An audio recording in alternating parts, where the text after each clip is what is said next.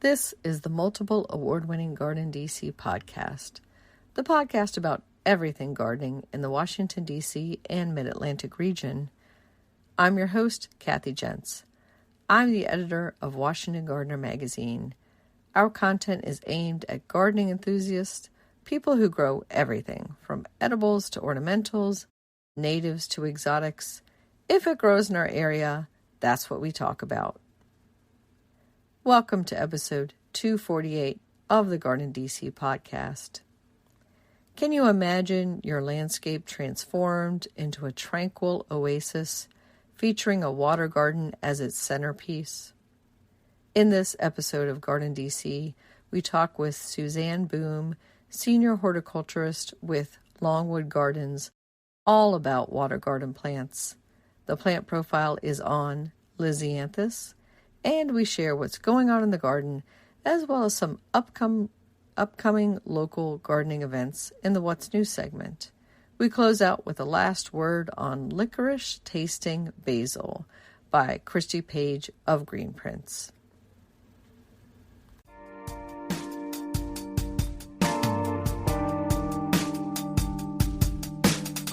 This episode, we're joined by Suzanne Boom. She is a senior horticulturist at Longwood Gardens, specializing in aquatic plants. Welcome, Suzanne. Hi, Kathy. Thank you so much for having me on. Great to have you. And we're going to get into all things water gardening and plants shortly. But before we dive into that, we want to ask about you and your background. And were you born with chlorophyll in your veins and a green thumb? No, I don't think I was. I was born with water in my veins. I actually born and raised in the Netherlands, and I grew up on a ship, so I grew up on the water. And then I studied marine biology and left that behind, fell in love with aquatic plants. I worked at an aquatic nursery for about 10 years before joining the team at Longwood as a horticulturist here for the aquatics. It's so interesting, the being raised on the water. Most of my guests, they might have gardening or gardening experience in their past. So what was your first garden? My first garden, I guess I had a little bit when I was in college. I had a ground floor apartment at one point where I had a little plot by the back door where I had 3 potted plants. I think you could probably call that my first effort at gardening. And then my first real garden was when my husband and I bought a house with a pond in the backyard. And that was about 17, 18 years ago. And the fact that there was a pond in the backyard was why I wanted to go look at that house, because I had always wanted a pond, which is kind of strange when you're growing up on the water. But even then, I loved the idea of a pond with a waterfall. And so when I saw that this house had one, I'm like, man, we got to go look at this house. And we ended up buying it. And that was my first time really getting into gardening and having space to garden, but also getting into water gardening. And I just kind of fell in love. For our listeners who are maybe outside the Washington, D.C. region or Mid-Atlantic, we should describe a little bit about where you were at that water garden business. And that's kind of we would say central, but northern Maryland, near the Pennsylvania border. Well, I wouldn't say it was necessarily near the Pennsylvania border. So I worked at Lily Ponds, which is kind of it's more like central Maryland. Yep. And Lily Ponds, world famous water gardening business that unfortunately the family closed very recently, and we've talked about Lily Ponds before on the podcast, and they were over 100 years in business, and things go in, things go out, things happen, but we were sad to see that happen. 100%, yes. It was an amazing place and absolutely unique. And we were so lucky to have that kind of in our backyard for Washington, D.C. area water gardeners. Yes, I wouldn't have gotten into it if I didn't live 12 minutes from there. I just started there working seasonally as I was looking for a part-time job, and it started a whole new chapter of my life. And it was like a second home for me for a while. And so you're now at Longwood Gardens, which I don't feel like needs really any explanation. Longwood's definitely known all over the world as a top 10 public garden, and it's in Kennett Square, Pennsylvania. We've had past guests from Longwood, but talk about your department and what you oversee. So I am part of the conservatory team, and so that our team takes care of the historic conservatory, and the Pierce DuPont House, and the new West Conservatory, and the new spaces around there, from the Longwood Reimagined, the Bonsai Courtyard, the Cascade Garden, and for me, most important, the Water Lily Court. Together with Tim Jennings, I take care of all of the aquatic plants in the Water Lily Court and outside of the new West Conservatory, as well as we also take care of those plants and those collections when they're off display. So anything related to all those water lilies in Victoria, it's the two of us taking care of it. And for anyone who has not visited Longwood Gardens recently, the Water Lily Court went under a big renovation. Can you describe that? Yeah, so the Water Lily Court was renovated together with the bigger Longwood Reimagined project, which consisted of the new West Conservatory, the Bonsai Courtyard, relocating the Cascade Garden, as well as our new 1906 restaurant and event space underneath the conservatories, as well as a new admin building. So there was a really big project. And as part of this project, it just made sense to also upgrade the guts of the Water Lily Court. So the pools themselves were not changed. They are the same size as before. They're in the same place as before, but we updated a lot of the plumbing, new pumps and filters, all that kind of behind the scenes stuff that, that makes a water garden happen was updated, as well as the spaces around it. And how long was the Water Lily Court there before it got this facelift? The Water Lily Court has been there since 1957. The first iteration of it that was built was done in 1957 with the help of George Pring from Missouri Botanic Garden.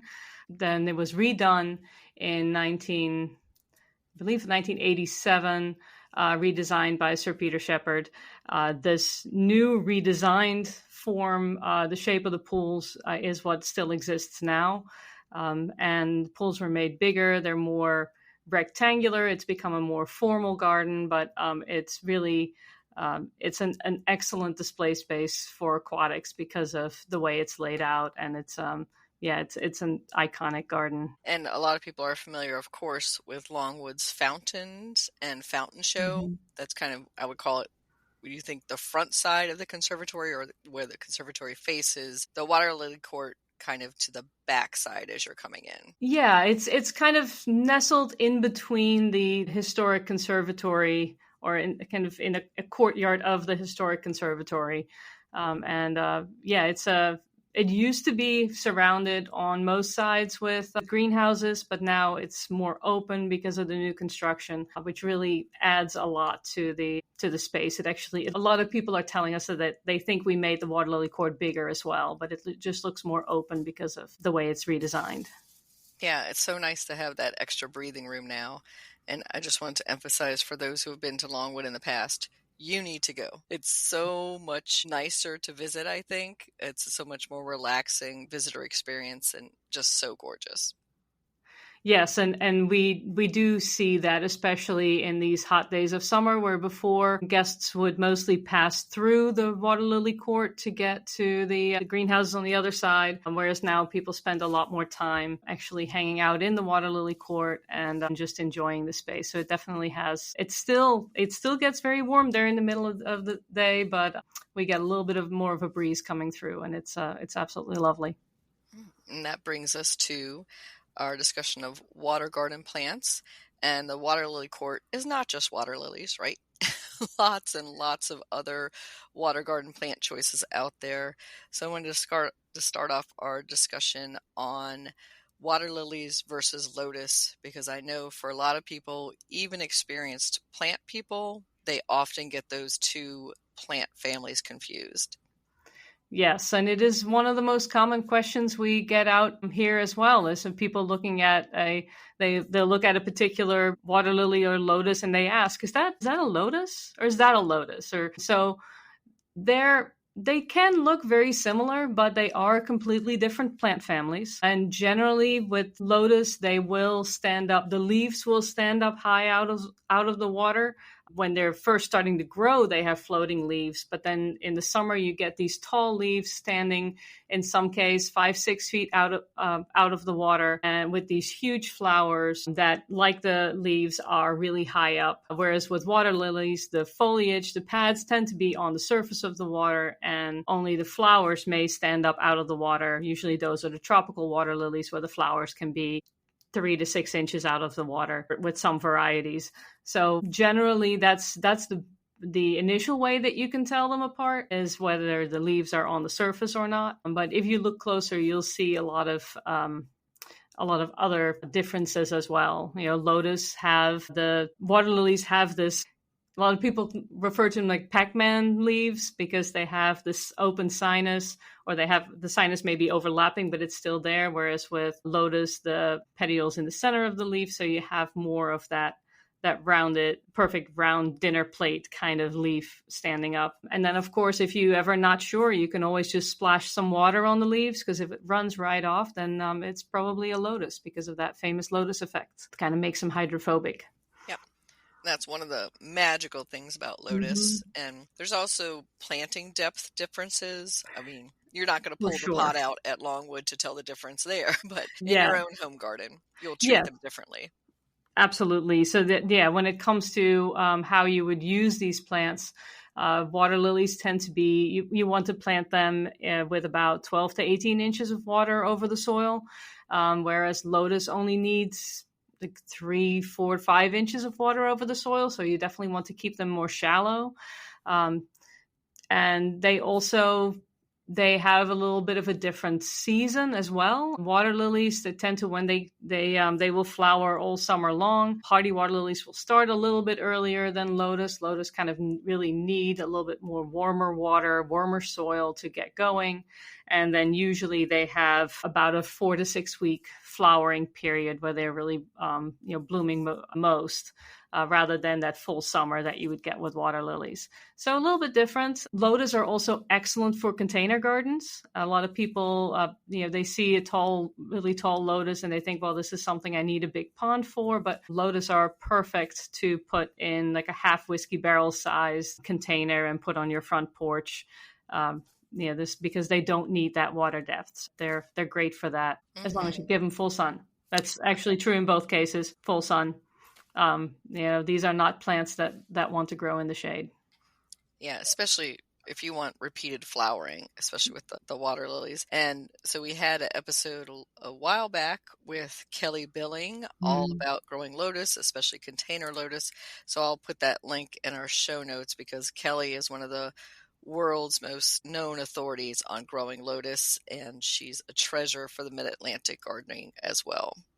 Yes, I would say the world. Kelly is amazing.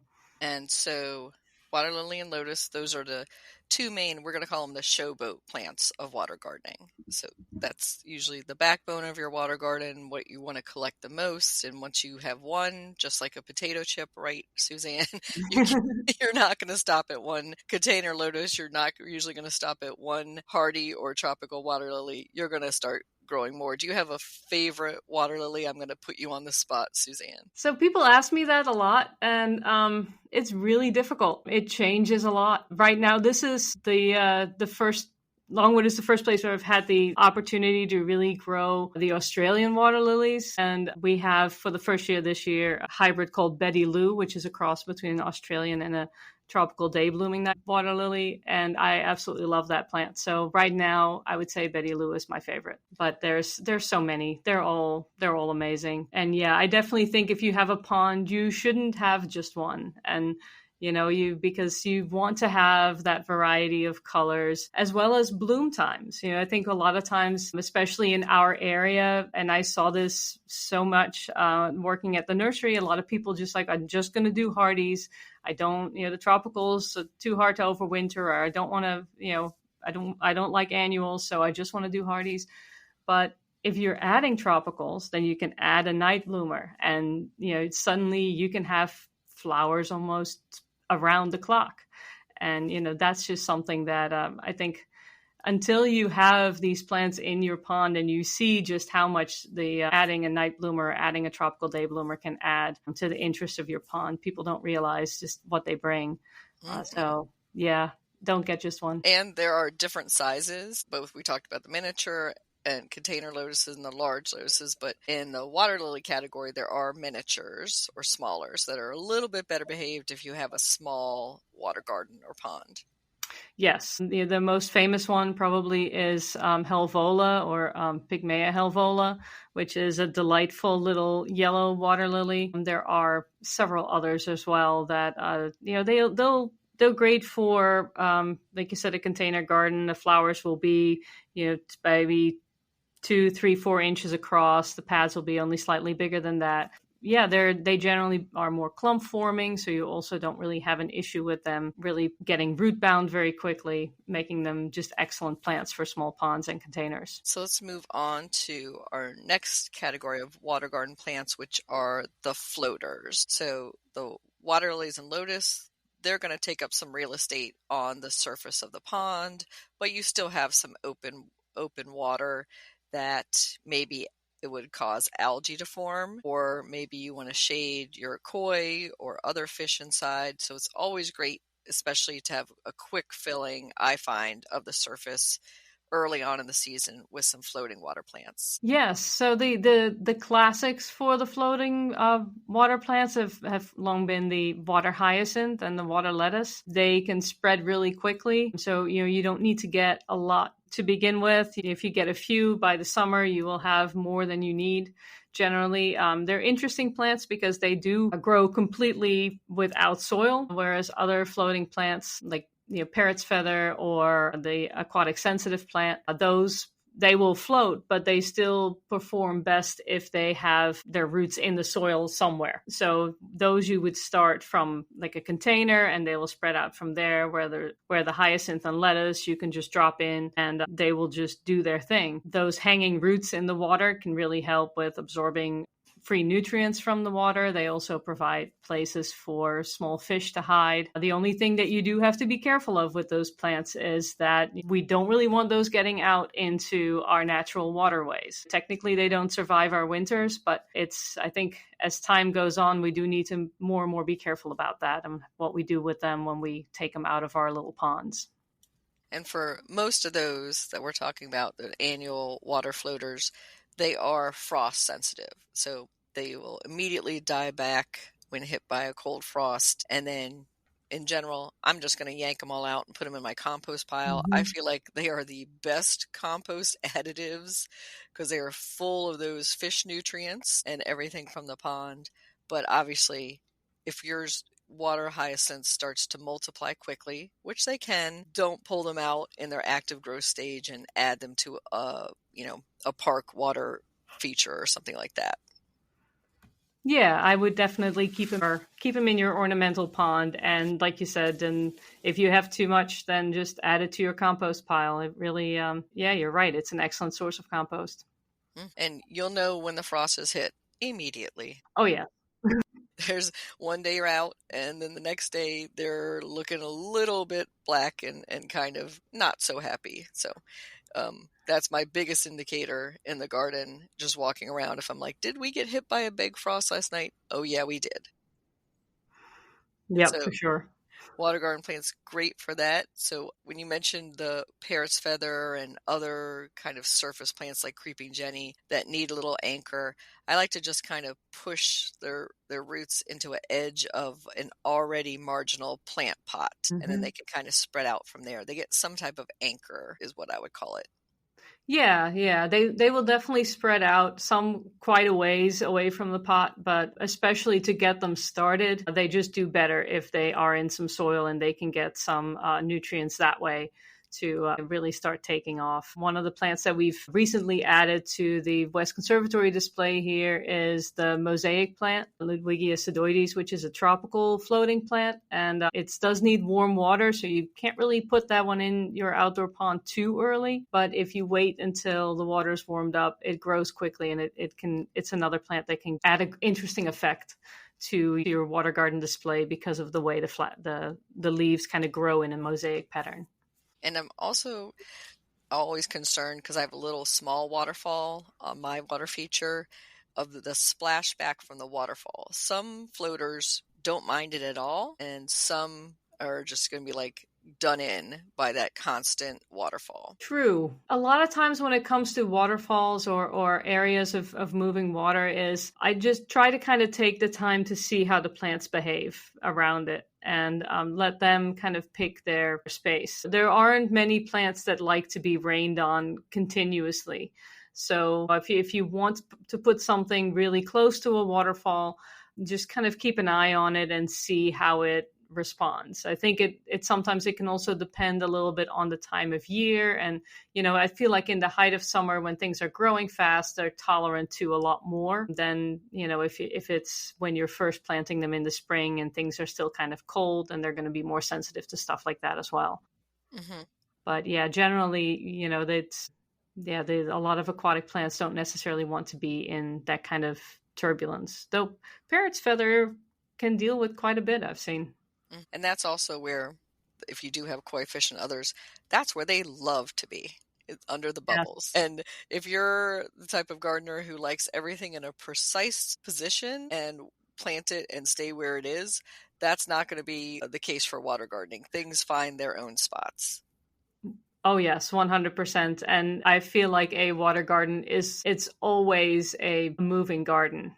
That you're always going to be making adjustments. And that's one thing that, especially out here in the water lily court, we're constantly adjusting things as some water lilies grow bigger and they start growing into some of the surrounding plants. And, we kind of move the pot a little bit or trim back some of the biggest leaves. The same with some of these floating plants that kind of run around. Fortunately, they don't mind getting a haircut. So if you have something in your pond that you're like, it's just getting too big, you can always just pull some out, cut it back, and generally it will reflush and, kind of give you that ability to keep things somewhat under control. But yes, it's definitely, it's not a static garden by any means.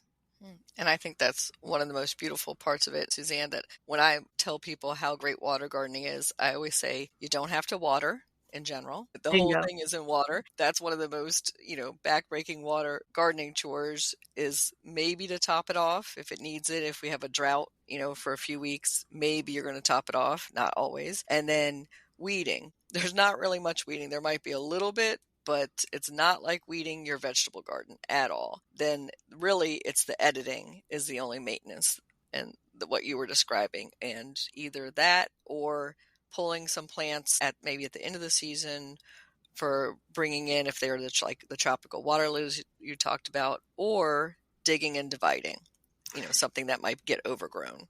Yes. I think that the most of the work with a water garden is definitely in the maintenance of the actual plants. Watering is not my favorite task, and not having to do that is a big part of what I love about water gardens as well. And plus, they look lush in the summer when so many other plants are suffering under the heat. Those hot, humid days, that's when water lilies thrive, especially the tropicals. So yeah, that and fertilizing. A lot of people forget that it is important to fertilize your water lilies and your lotus and even some of your marginal plants if you want them to flower well. So I think that's an important part of maintenance as well. And do you have a fertilizing method you recommended? Do you use the pond tabs and just kind of push it down into the soil at their base? Yes, I think that is the easiest way to go. And it works well for just about all aquatic plants. It allows you to put the fertilizer into the soil specifically. It gives you more control. Make sure you don't end up releasing a lot of nutrients in the water. There are granule aquatic fertilizers that you could mix in with the soil when you first plant them, but those things are just hard to add during the season. So you just keep coming back to the pond tabs as just a very easy thing to use for that. And I find, like with most of our native water garden plants, which we'll talk about in a little bit, they generally don't need fertilizing. What's in the water is usually enough. Yeah. Doesn't mean that it can't hurt. No. It's not an issue even with some of those plants to just give them a little bit of fertilizer if you feel like they look like they could use it.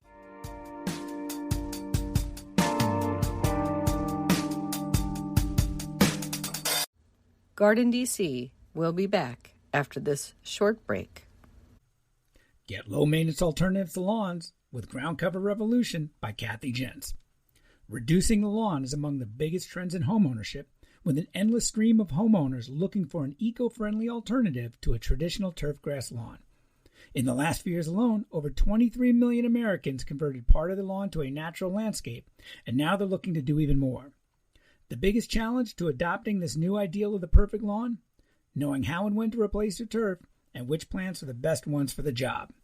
Ground Cover Revolution is here with all the answers you need, and some you didn't even know you needed. Included are 40 in-depth profiles of plants that are perfect choices for replacing a grass lawn. There are options for sun, for shade, for dry and wet sites, and for various climates around the globe. There are choices that bloom, options that are evergreen, and selections that are deer-resistant. Kathy Jentz has also included an incredibly useful chart that gives you all the specifics on each of the 40 choices for quick reference and to make your ground cover selection process even easier. Whether you want to replace the entire lawn or just reduce the amount of land dedicated to turf, Ground Cover Revolution will help you usher in a new and improved idea of what a beautiful lawn should be. Ground Cover Revolution is available now wherever you buy books, including Amazon.com and Bookshop.org. You open the Walmart app and boom! The Reebok and Hanes styles that keep your kiddos on their A game delivered in as fast as an hour. That's right, those comfy Hanes Performance Crew socks they love in the app. And the coolest shirts, shorts, hoodies, and leggings from Reebok? Yep, Walmart's got them. They'll feel so focused in their new gear they won't even notice you freaking out on the sidelines. Shop Reebok and Hanes in the app. The Walmart you thought you knew is now new. Subject to availability, fees, and restrictions apply.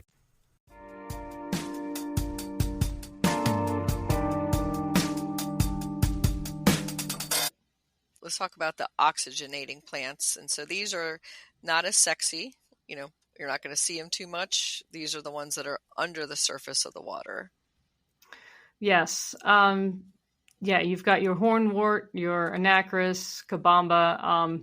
They're generally, you buy them in little bunches. You can weight them down with rocks, or you can actually stick them in the pots with your water lilies along the edge. And they can provide a food source for your fish in addition to just adding oxygen to the water, since they do all their respiration underwater. They also are great places to hide for fish. And another thing to help keep your water clear. And even though you don't see much of them, sometimes some of them, they will get to the surface. And even though they grow completely underwater, their flowers still pop out. So for instance, with kabamba, once they start to flower, you will get these tiny little flowers at the surface sticking up. You get a little bit of it that you might see if they get big enough. Yeah. And I think if you have ever maintained an aquarium for fish in your home, you're probably familiar with many of these just from aquarium usage. Yep, very similar idea for sure. And so our next are the marginal plants, and that's the category that is on the edge, as marginal implies, and their pots might be fully submerged or just below the surface or just a little bit above the surface. So we can talk about a few of those, starting with cattails, which we have our native cattails to the mid-Atlantic, and there's the large cattails that we're used to seeing like in ditch plantings, but there are some miniature kinds that are probably better suited for water garden usage.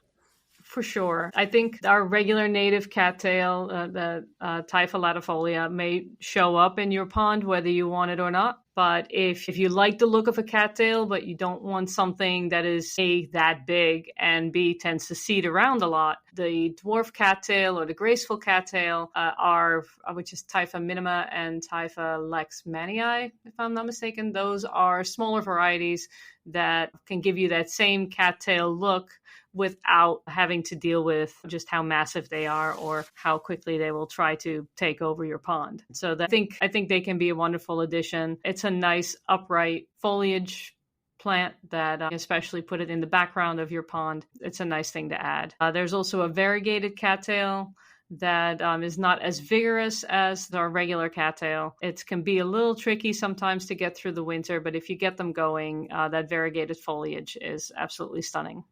Speaking of variegated foliage, we have several types of iris available, both native and non-native, and there are some with variegated foliage that are also equally beautiful. Yes, I love me some water iris, whether it's the Louisiana hybrids or some of the Japanese iris. Water iris are a favorite of mine. There are now so many different varieties. You have so many different colors for the flowers. And because the leaves stay green all year long, even though you only get a couple weeks of blooming period, that foliage will stay around and is still a nice addition to a pond. So it's a great category of plants that I just wish they stayed in flower longer. That's my only regret with the iris. Mm-hmm. But there's two types of variegated iris that I have grown. It's the iris insata and Iris laevigata. Each have a variegated form, and they are different. One is blue flowering, the other is purple. The other one has the wider leaves, and I keep getting them mixed up. I think insata is the one with the wider leaves, and that is my favorite, but it's probably the other one because I don't think I ever guess it right, or I can ever get that straight in my head. But if you ever come across an aquatic iris with clear green and white variegation and wide leaves, get one because it's an excellent plant, and yeah, I love that iris. Yeah, so gorgeous. And we should probably have a side note here about the invasive iris especially for our region, the Iris pseudochorus.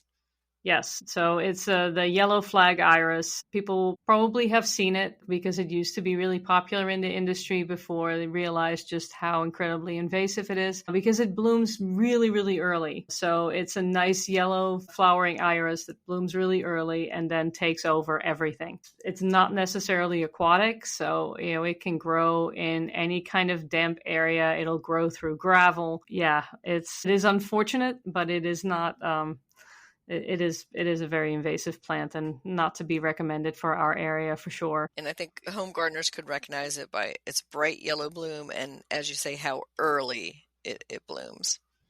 Yes, there are some yellow flowering Louisiana hybrids that, are perfectly fine to get, but they would be blooming later, more into May or early June. Whereas if you're seeing irises in the water flowering in April, that is probably the one you do not want. They have come out with some crosses with Ensata, I think. Then they're called Sudata. Those, I don't know exactly what their status is, but I do know that they have not been restricted in Maryland. So that's something that's, they're starting to recently come into the trade, and that may be an opportunity to get some of those characteristics back without that invasive side to them. Mm-hmm. And something to keep an eye on. Definitely keep them pot bound and make sure that they're not escaping from your pond if you did inherit the Iris pseudochorus. Yes, if you do have it, Kathy, you're right. Either just keep it contained to your pond. And if you want to get rid of it, don't throw it in your compost pile because it may not die. And, unless you have an enclosed composting unit, it's better to, if you want to get rid of it, to actually just throw it away to avoid it spreading. Yeah, it's a very successful plant, and hence why it's invasive. Yep. It's very tough and can put up with a lot of conditions, even being out of the water for a month at a time and still come back for you. So let's go on to the other marginals, some of them that we love to use. So there's a more grassy, strap-like, like reed type of family. So I love horsetail personally, although, that can be a little aggressive in a pond as well. Yeah, I have heard people complaining about horsetail being too aggressive, but I personally really like it. I think the same thing. This is part of why I always recommend people to keep their aquatic plants in containers, because a lot of aquatic plants have the capacity to really spread and take over. So keeping them contained, each in their own pots, or maybe a couple varieties together in a container, it makes it easier to manage any of these plants, really. So horsetail it's a wonderful plant. It's an interesting plant because of how ancient of a type of plant it is. So I always like to add things like that, the plants that have an interest beyond just being interesting to look at, but that just have an interesting biological background too. So horsetail is great. Juncus can be the common rushes or related rushes can be a great addition as well. There's variegated ones that are really nice that can add to the backdrop of your garden as well. Yeah. I was thinking about also how dragonflies love horsetails, cattails, rushes, and I'm Yes. a huge dragonfly fan. So those and the pollinators, you're going to be surprised if you don't have a water garden, how much more visitation you get by certain pollinators, but of course also those creatures that are attracted to water, and especially the water dragonflies and the damselflies. Yes, dragonflies love to sit on a high reed and survey their domain. So yeah, if you want to attract dragonflies, you're right, just add something tall to your water garden and they'll be there in minutes. And so another one I was thinking of that's highly decorative, of course, is our cannas and the tropicals like taro. Yes, yeah. So the water cannas that the people people are probably familiar with the terrestrial cannas, unless they're really into water gardening. But there are specific water cannas, and 4 of the water cannas that you might see, at least that I was most familiar with in the trade. I didn't realize until later were actually hybridized at Longwood back in the 60s. It's the Endeavor, Ra, Erebus, and Taney, which are respectively red, yellow, pink, and orange flowering cannas that are all from the same kind of parentage. They were hybridized around the same time, and they are excellent aquatic cannas. There's other cannas that you can have wet feet, but that don't really want to be sitting in water, whereas these you can have with 3 or 4 inches of water over the pot, and they do just fine. They get nice and tall, and they'll flower all summer long. They're just excellent plants. Then the taros, the colocasia. There are so many cool hybrids now of the colocasia esculenta. One that we've recently been growing here is called lemon lime gecko, which has these beautiful green and chartreuse variegated leaves. That's just absolutely stunning.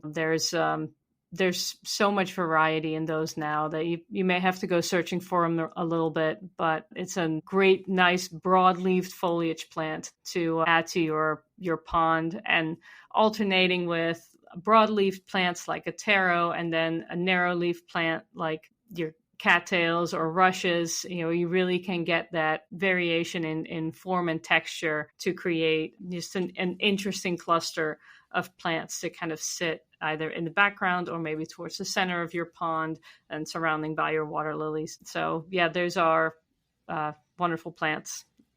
Except that lemon lime gecko is a new one that I've recently grown here that I've loved. There's one called Mojito that's beautiful. Yeah, the taros are amazing. Yeah, that mojito leaf is stunning, whether in a container by itself or used in combination in a water garden. And I was going to say, I love thalia, or some people say thalia. That's like a little exclamation point in your water garden, and it has a kind of like ethereal spray of flowers. So I always love to work that in too. Yeah. There's the Thalia delbata, which I believe is native. Correct me if I'm wrong on that. I thought it was, but it's a lovely plant, very hardy, does great. And there's now a miniature variety of that as well, called blue chip, that doesn't get as tall, which is nice because the Thalia can get a little big for a small pond. If you have the ability to bring your tropical marginals in, Thalia geniculata, if you have room for it, it's the red stem Thalia. It can get really tall, but for a large pond, it's just a super tropical looking plant with very tall sprays of flowers. That is, it's a stunning addition. But yeah, you definitely would want to be able to keep that one over the winter because it takes a little while to grow. Mm-hmm. Yeah, and I do know Thalia delbata is a U.S. native, and the common name always cracks me up, which is powdery alligator flag. I don't know where that came from, but it is very robust growing plant. Can get up to about 8 feet tall. Yeah, and that's mostly the flowers. So, like, I don't know that the foliage gets that tall necessarily. Or have you seen it get that tall? In like Florida, in some conditions, it'll get up there. But yeah, cool. I would say in general, you're talking about the 3 to 4 foot range. So don't be afraid of it. And that does bring up some other great native water garden plants. And I think in the Mid-Atlantic, we're so blessed with so many native choices. Top of the list would be pickerel weed for its ease, and it's just a common plant, very inexpensive, and flowers on and off, and the pollinators love it. At least the honeybees that come to my pond love it.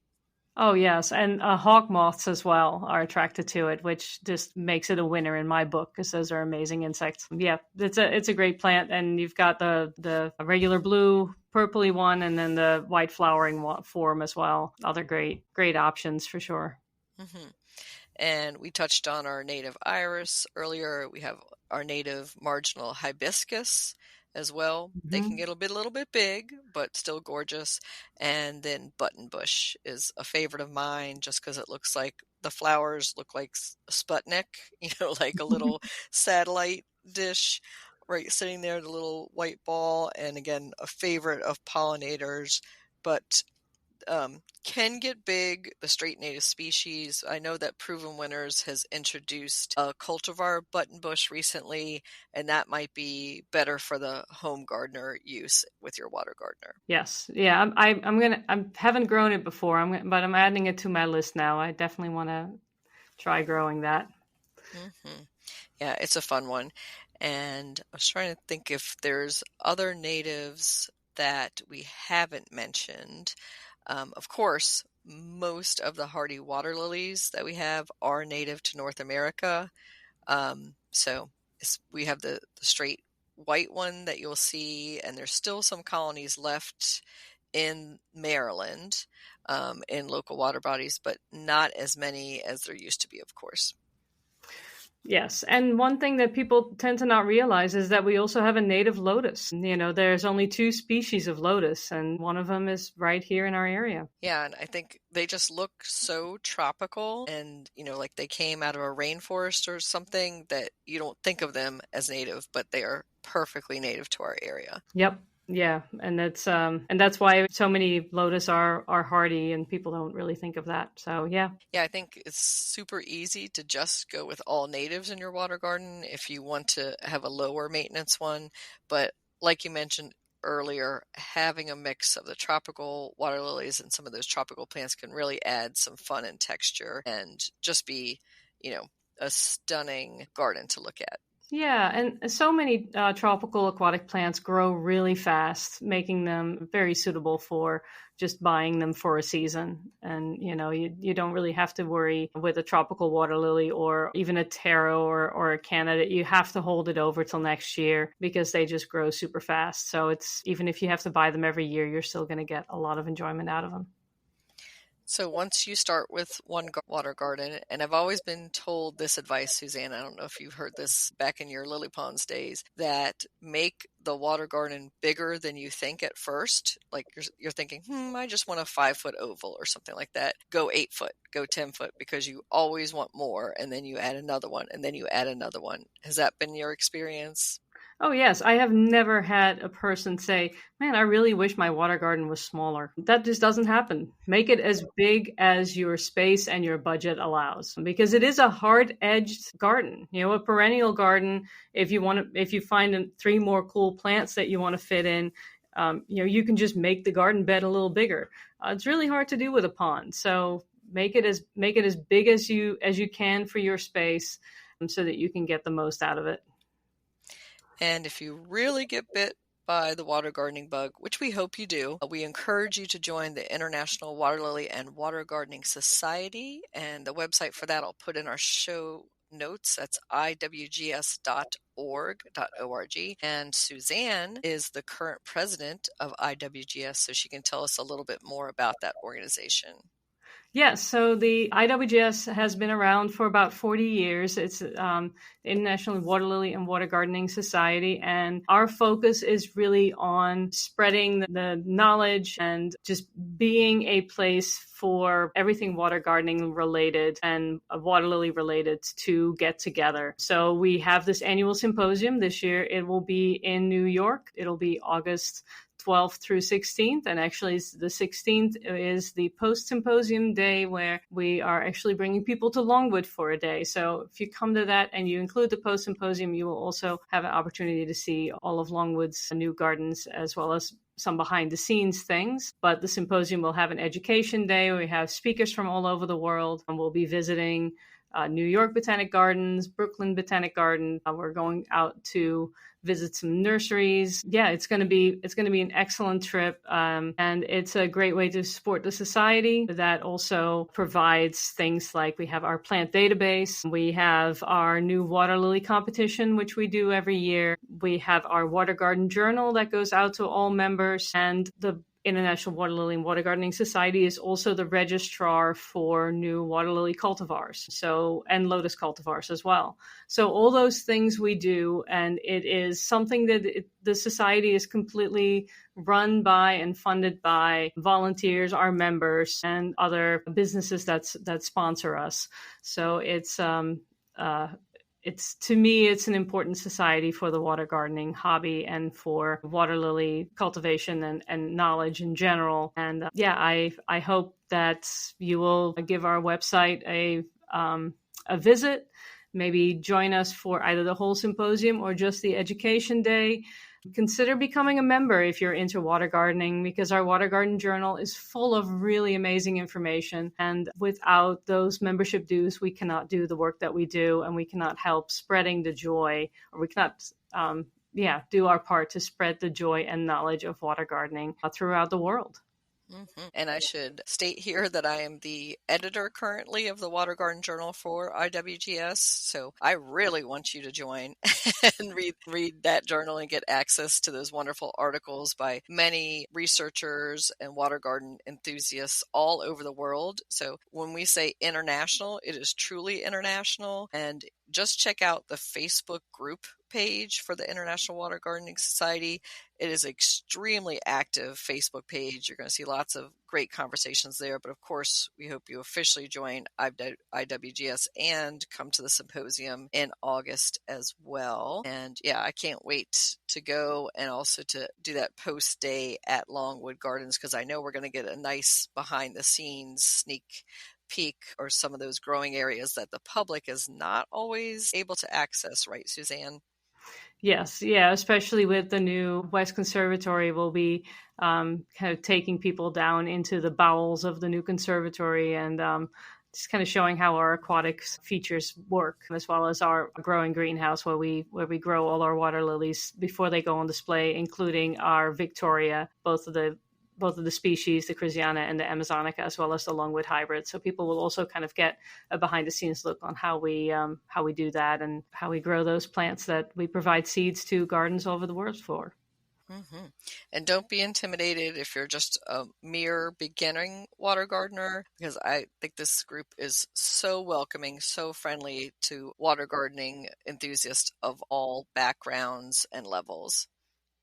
Yes, it really is. And it's, we're all just people who absolutely love aquatic plants. And this week of getting together every year and just talking about water lilies and aquatic plants it's, it's a highlight for all of us. And the more people we can get involved in that and join in those discussions, the better it is. Well, thank you, Suzanne, so much for joining us on this episode to talk about water garden plants. And how can our listeners contact you to find out more?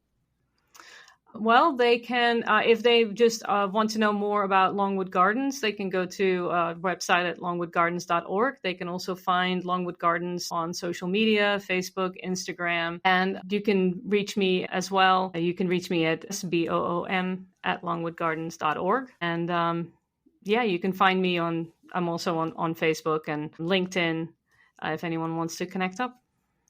Great. Thank you so much, Suzanne. Do you have any final advice for the beginning water gardener? Don't be intimidated. A lot of people don't seem to know or seem to think that aquatic plants are going to be wildly different from terrestrial gardening. But most of the same principles still apply. It just happens underwater. So if you're interested in these plants and you've seen a pond and you love the way it looks and you want to add that to your garden, do it. Even if you start small with a above ground container while you figure out how big your in-ground pond is going to be, give it a go. It's an excellent hobby, and water gardens are just so zen. You will not regret it. Great advice. Thank you, Suzanne. Thank you, Kathy. It's been great on your show. Thank you.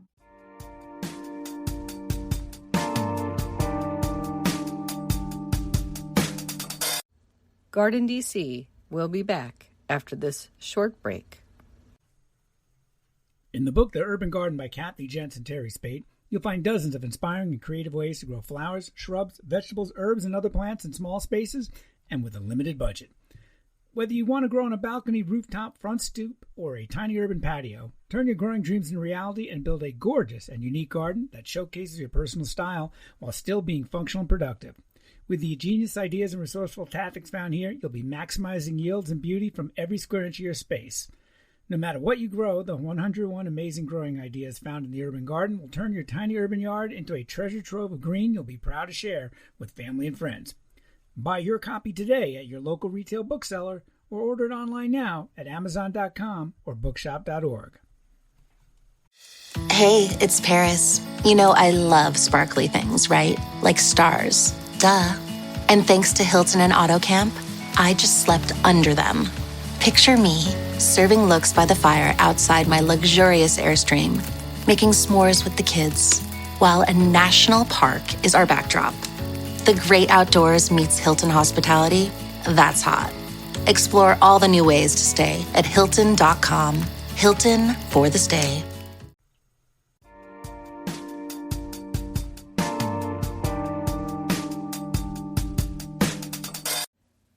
Lisianthus plant profile. Lisianthus eustoma grandiflorum is an annual cut flower plant with blooms that are typically pink, blue, purple, or white. Single forms resemble tulips, while double forms look like roses. Lisianthus is also known as eustoma, prairie gentian, tulip gentian, or Texas bluebell. Lisianthus will bloom starting in summer through fall. Lisianthus sold at garden centers are typically potted dwarf variations, so they don't get too leggy and flop before they bloom. Because they can be difficult to start from seeds, most cut flower growers buy started plugs to grow them out. Some growers disbud the first two flowers on Lisianthus to allow the plant to develop more fully. Lisianthus can be planted in the garden in early April, as they can tolerate a light frost. They prefer to be grown in full sunlight in well-draining soils. They do well planted in combinations with zinnias.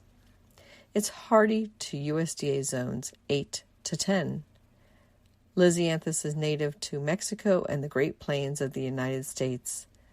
Lisianthus can sometimes be confused with a separate species that has the Latin name Lisianthius, which is found in the Caribbean and Central America, but there is no similarity really between the two plants.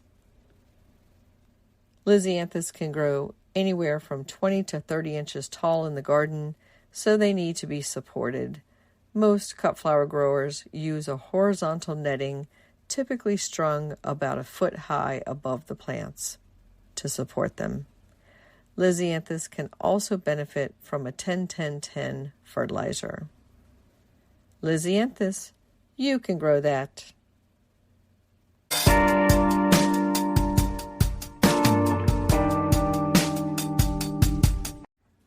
What's new in the garden this week? Well, my Rudbeckia black-eyed Susans are starting to bloom, and over at the community garden, we're harvesting our first sun gold tomatoes. In tips that we shared this week, we talked about vining plants, in particular, the fact that you can prune pumpkin or watermelon vines, but it's better to let them grow rather than risk injury and infection. If you cut them, do so 10 feet from the main stem and bury the cut end into the soil. We're honored to be named a Best of DC runner-up in this year's Washington City Paper Readers Poll for Best Local Podcaster. Thank you to everyone for taking the time to vote for us. We're truly touched, and the support of our GardenDC listeners means so much to us. In local gardening events, you might want to explore the Smithsonian Gardens with a Capitol Photography Center class. You can join Corey Hiltz for a morning exploring 3 of Smithsonian Gardens, the Halp Garden, the Folger Rose Garden, and the Ripley Garden on July 27th from 8 a.m. to 10:30 a.m. The fee is $99, and you can register for the class at capitolphotographycenter.com. And there is a Rain Gardens 101 neighborhood workshop series being hosted by the Neighborhood Design Center. This hands-on workshop series will show you firsthand nature-based stormwater facilities like rain gardens and bioretention ponds. The series takes place from July 22nd in Edmonston, Maryland, through July 30th in Colmer Manor. You can find out more about this series at ndc-md.org. And then you can look forward on your calendar to DC Plant Week 2025. That's Monday, August 25th through Saturday, August 30th. You can sign up for updates about the upcoming events and details for DC Plant Week at dcplantweek.com. Happy gardening!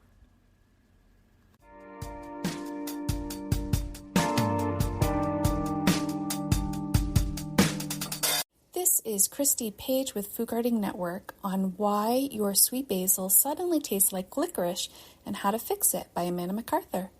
So there you are, scissors in hand, ready to snip some fragrant basil for your pasta sauce. You grab a leaf, take a nibble, and wait a minute. What is that? Licorice? Unless you've accidentally watered into the fennel patch, something strange is happening with your sweet basil. Before you blame garden gnomes for swapping your plants at night, let's dig into why your basil got weird and how to get your pesto back on track. First things first, you're not imagining things. That licorice flavor in your basil is real and mostly normal. But when it's too strong, you're not the first gardener to experience this herbal identity crisis. I like to call it the basil betrayal. One day it's making your margarita pizza dreams come true. The next is trying to rebrand itself as a completely different herb. The primary culprit behind this flavor shift is simple but sneaky. Your sweet basil plant has begun to bolt. Bolting is a plant speak for when your leafy friend decides it's time to flower and produce seeds. It's basically your plant shouting, "Time to make baby basils." While admiring this reproductive standpoint, this botanical birds and bees moment changes your basil's chemical makeup. When basil bolts, it increases production of certain compounds, which happen to be the same flavor compounds found in tarragon and anise. So what you're tasting isn't some weird mutation, just your plant's natural life cycle doing its thing. Science is kind of neat, huh? So why is my basil having a midlife crisis? Well, it didn't wake up one morning deciding to taste like licorice despite you. There are several factors that can trigger bolting. First, heat stress. Basil is like that friend who claims they love summer but actually complains when the temperature rises above 85 degrees. Extended periods of hot weather will tell your basil to pick up its life cycle. It's now or never, the plant thinks. Second, age. Just like how I can't pull all-nighters anymore without needing a 3-day recovery period, basil plants have their own aging timelines. After about 6 to 8 weeks of leaf production, they naturally start thinking about the next generation. 3. Daylight duration. Basil is surprisingly in tune to day length. As summer progresses and days begin to shorten, even slightly, basil plants get the signal that fall is approaching. This triggers the flowering response. And finally, root stress. If your basil is container grown and has become root bound, the resulting stress can trigger early bolting. Those twisted roots are essentially the plant equivalent of uncomfortable shoes, and nobody makes good decisions when their feet hurt. So, when life gives you licorice basil, if you've tried everything and your basil is still rocking that anise flavor, don't compost it just yet. Some culinary traditions specifically call for this flavor profile. You can use it in Thai dishes. Create an infused oil. Dry the leaves for a different dimension in your spice collection, or cross specialty cocktails. The bottom line, remember, your basil isn't misbehaving, it's just doing what millions of years of evolution programmed it to do. By understanding the plant's natural tendencies, you can work with it rather than against it. This has been The Last Word by Christy Page at Food Gardening.